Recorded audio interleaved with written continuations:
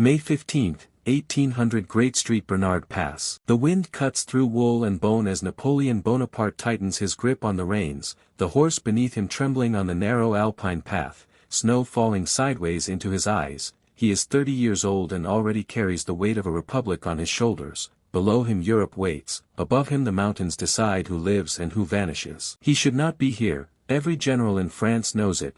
The great St. Bernard Pass is barely passable in spring, avalanches roar without warning, ice hides beneath fresh snow, cannons do not belong at this altitude, yet Napoleon has chosen the impossible. He believes that speed and surprise can undo defeat, that daring can replace numbers, that risk itself can become a weapon. Only months earlier France stood exhausted, surrounded by enemies. Austria controlled northern Italy, Britain ruled the seas, the revolution that promised liberty had devoured itself, and in Paris power rested uneasily in the hands of the first consul. Napoleon knew that if he failed here his authority would collapse, rivals would move, Europe would breathe again. The gamble was absolute. Behind him more than 40,000 soldiers climb in silence, boots slipping, fingers numb, men hauling artillery on wooden sleds greased with animal fat, villagers paid in gold to guide them, priests offering prayers not for victory but for survival. Every step upward is a decision to continue, every pause an invitation to turn back. Napoleon rides ahead not because it is safe but because it must be seen.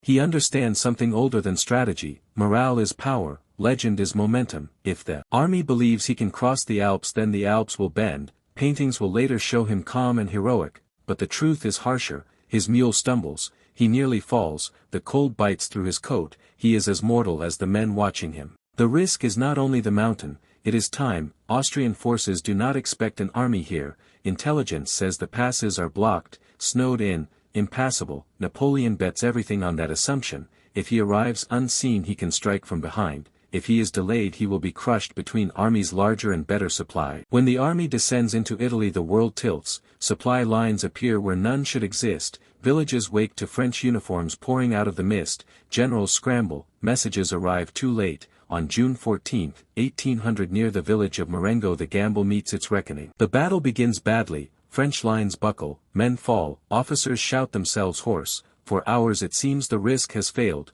Then at the edge of exhaustion reinforcements arrive, the final push breaks the Austrian center, victory snaps into place like a lock finally turned. Europe feels the shock immediately, northern Italy changes hands in a day, alliances shift, confidence floods Paris. Napoleon has proven that audacity can redraw maps, that one decision taken in cold thin air can echo across continents. As night settles after Marengo Napoleon stands among the wounded and the dying. He says little, he knows what he has done. He has taught Europe that the rules have changed, that wars will now be decided not only by armies but by the willingness to risk everything in a single moment. The mountains are far behind him now, but their lesson remains. Power belongs to those who dare to step where others refuse, and Europe will spend the next 15 years paying the price for the day Napoleon chose to climb where no one believed an army could pass.